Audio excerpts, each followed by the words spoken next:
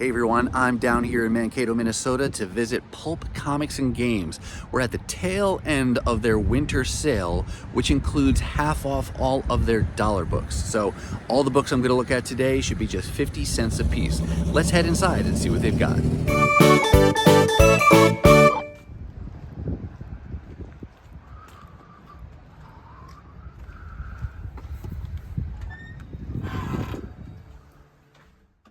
I have often said that Pulp Comics has my favorite dollar bin section in my area, and right here is the reason why. I mean, look at that. That entire wall is dollar boxes, and they are pretty well organized. Titles are grouped by letter, not going to be 100% alphabetical, but at least the A's are together, the B's, etc. Hey there, Batman and Catwoman.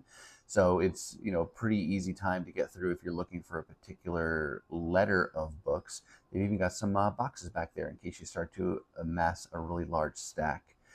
Give you a shot of some of the rest of this half of the store where they have room for Dungeons and Dragons and Magic the Gathering cards. They've got a whole set of action figures and other kinds of toys, newer and vintage.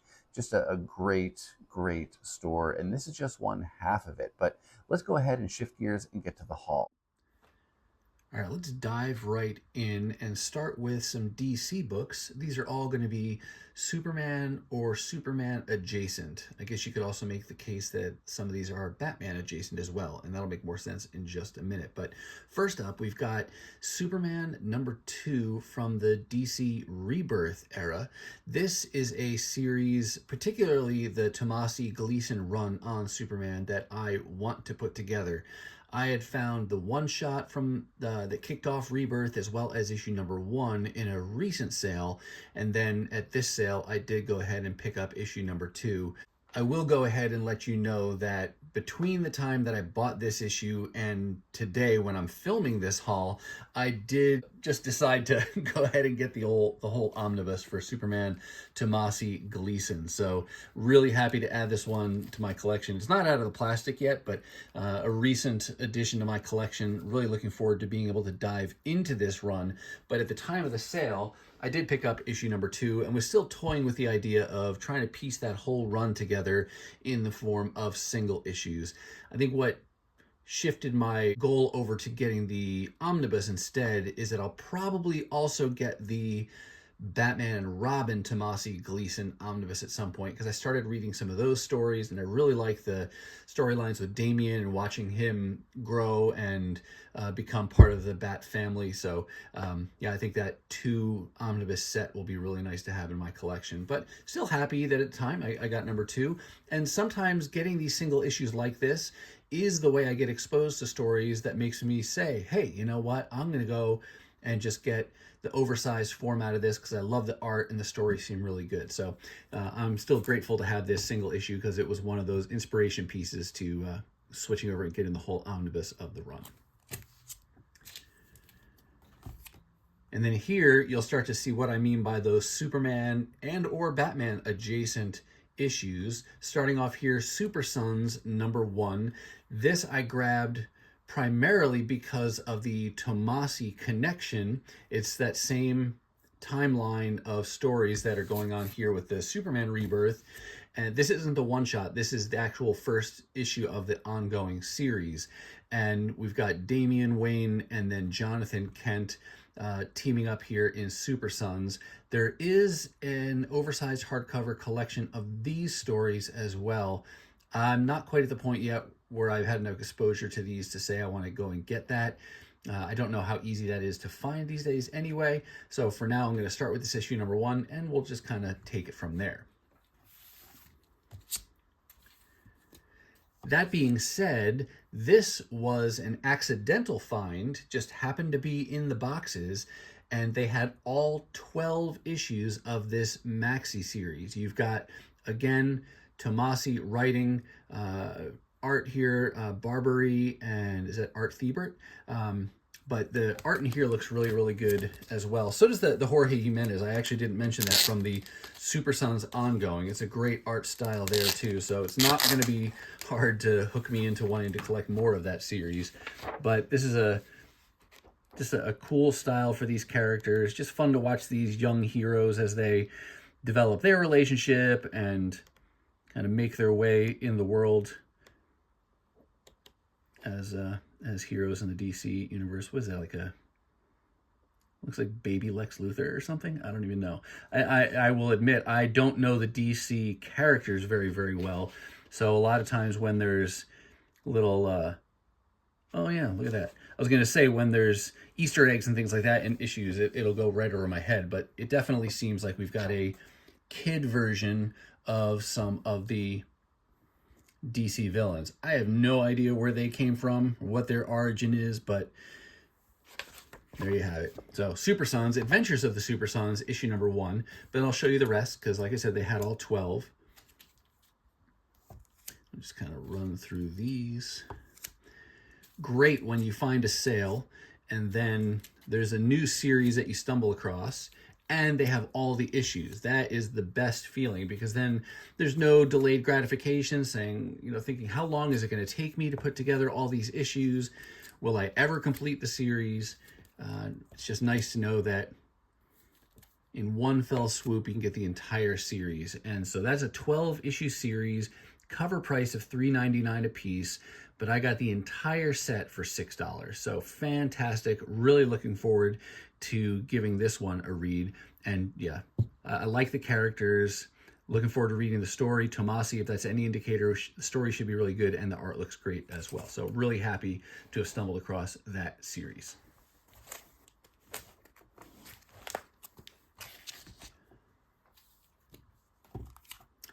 You've seen me show some of these issues in other videos, and this find was small, just the one issue, but I was really happy to find this issue because it's issue number 2.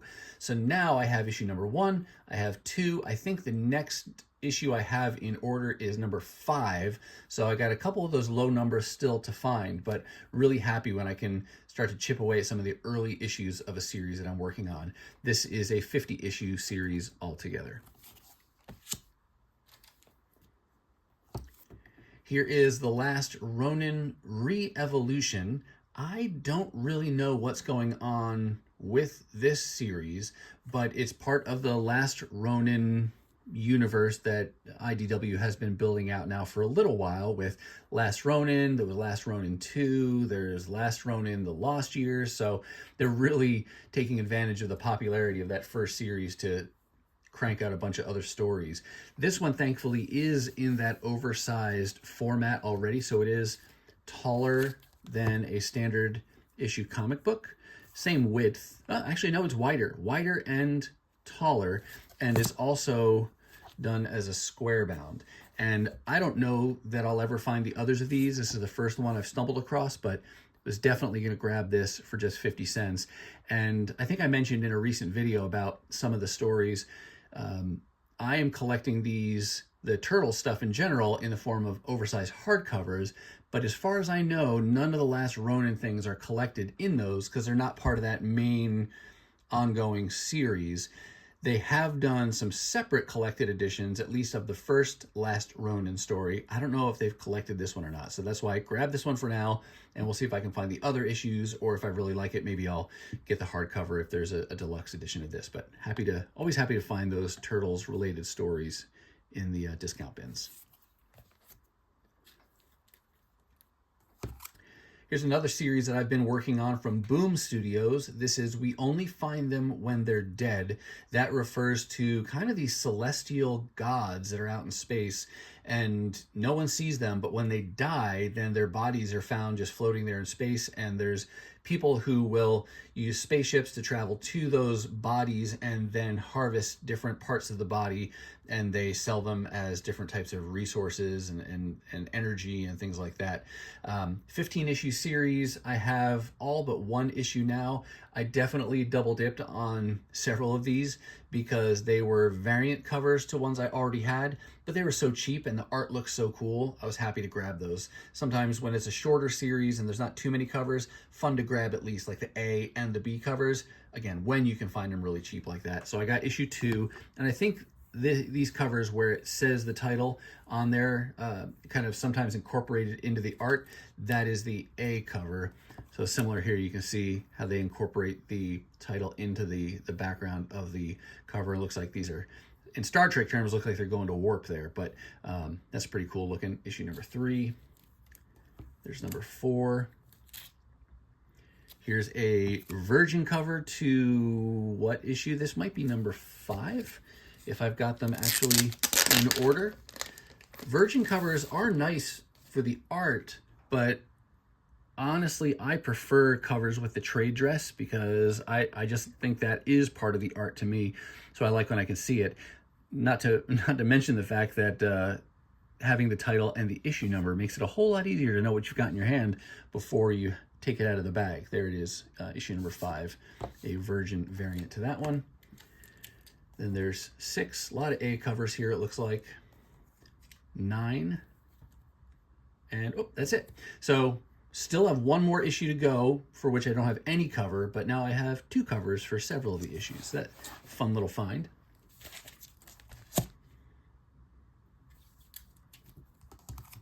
You know, I'm always going to pick up Transformers related books. This was a series I did not get when it was new, part of the IDW era of storytelling. And this was a short series that came out after IDW and Hasbro decided to mash together a bunch of the Hasbro properties into a shared universe. So you can see you've got G.I. Joe and Transformers on there, but then there was also Mask and a bunch of other Visionaries, amongst other things that were all then sharing a universe. This series, Revolutionaries, was a spin-off or a tie-in to an event called Revolution, and it had a number of the main event, and then it had a bunch of one-shots for the different properties that were involved, and then this short ongoing, it only may have gone like 8 issues or something, but it involves the Transformers, so I'm getting those. I'm not trying to get all the one-shots and things from this event for all the other properties. I'm sticking just to the main event, and then the actual Transformers books were there involved. But you know, just one more piece of that. I think I got a couple more issues to go to complete this little run.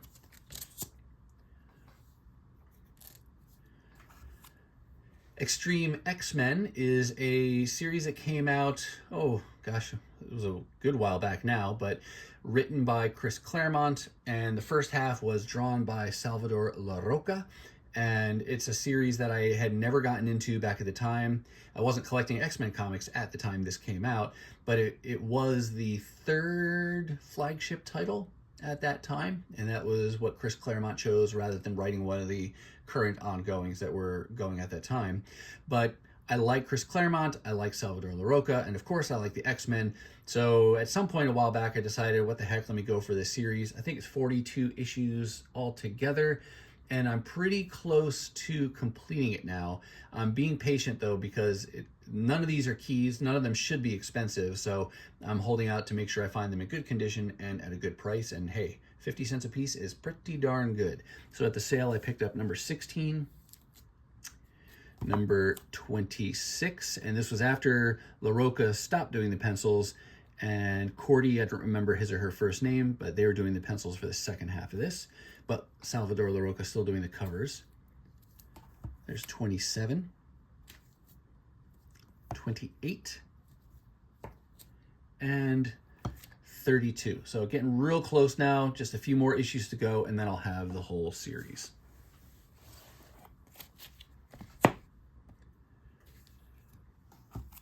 One lonely issue from this ongoing that I'm trying to complete. This is X-Men Legacy.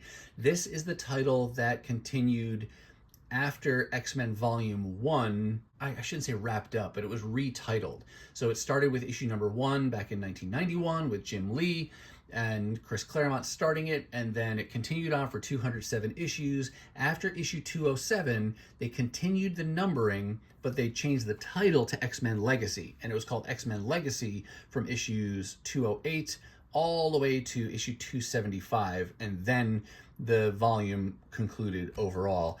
I've been slowly but surely chipping away at this one and was able to find one more issue, but another one where I'm getting real close to having this one completed. Found a couple issues from some current ongoing series, or just recently concluded, I guess, at this point. So J.M. Straczynski was writing the most recent volume of Captain America, and I liked him on other characters like Thor and Spider-Man, so I figured I want to give this a shot. And I started getting it new, and then I dropped off and just have been piecing it together in the dollar bins as I could find it. Sadly, he stopped after issue 16 and the volume concluded. And I think now he's working on some one-shots with Marvel, completely unrelated, different characters and things like that. But still trying to finish out this run. I think I've got one or two more issues to get after this one. I don't know if it was a stellar run on Captain America. It was kind of cut short in my opinion. Maybe it needed some more time to really get going, but still going to continue to get these until I have that whole volume completed. And another current series that I picked up one issue from, this is X-Force number 2.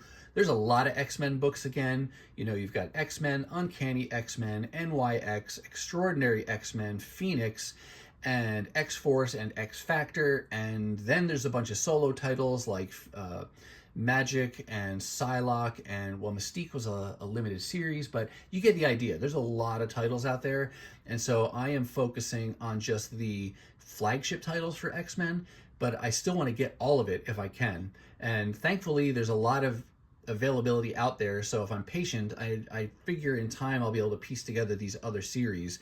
And this is one of those. This is number 2. I did get number 1 new, but now the rest of it, I'll just grab it as I can find them in dollar bins or less. And yeah, so happy to have found one of the current titles from X-Men that I'm working on.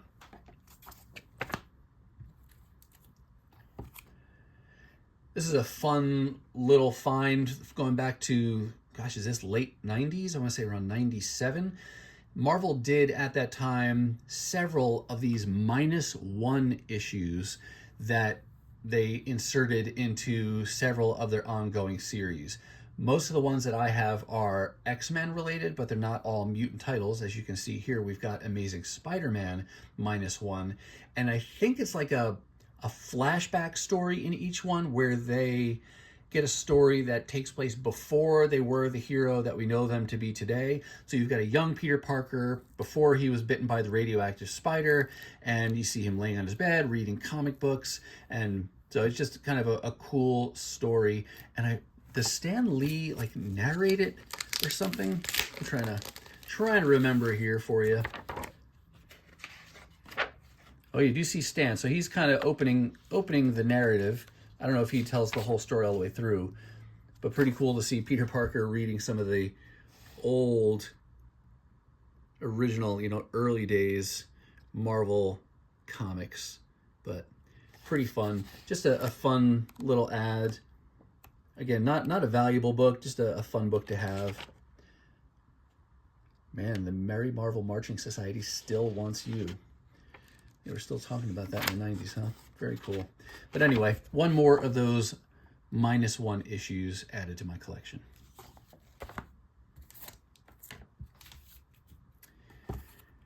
Here's a recent back issue. This is Bishop War College number 5 of 5, one of multiple limited series that were going on, I want to say toward the end of the Krakoan era for the mutants. That has now wrapped up, and we've kicked off again, like you saw with that X-Force issue earlier. From the Ashes, it's a whole new beginning for the X-Men. Krakoa is done, and the X-Men have been scattered, but there's still a smattering of Krakoa-related issues that I'm trying to get, because like I said before, and like is usually the case with the X-Men, there's just too many titles to try to keep up with new. So I pick and choose my priorities, and then I try to piece together the rest in the dollar bins. And it's a good strategy as well, not just because of a budget standpoint, but from a story perspective, not all the stories are equally as good. And so it's nice if you can put together a story on the cheap, and if it turns out to be not so great, well, you didn't invest a lot of money in it, so it's not that really a big a deal. But in this case, I don't know what the story's like, but I do like Bishop as a character, and he had one where he teamed up with Cable recently, and it looks like I see Armor in there. She's a cool character, so we'll see what this story holds. This may be the last issue that I need, so now I can give this whole little limited series a read. And last, but certainly not least, we've got Marvel Fanfare number 27. This issue was not on my wish list. I grabbed this strictly because it's a Daredevil cover. And I should know who that artist is, but I don't. There's their signature on the right there. See if I can open it up quickly and tell you. I don't think there's anything significant about this issue. Cool Spider-Man image on the back. But this was a kind of a premiere format back in the day when it was coming out. No ads. It was done on premium paper, and it had a $1.50 price tag, so it was more expensive than your regular comic book. Well, inside we've got Bill Mantlo doing the story, and then Tony Salmons doing the art. I don't know if that's who. It looks like that's who the autograph is on the front cover. But Daredevil's one of my favorite characters, so get a cool Daredevil-related story like this.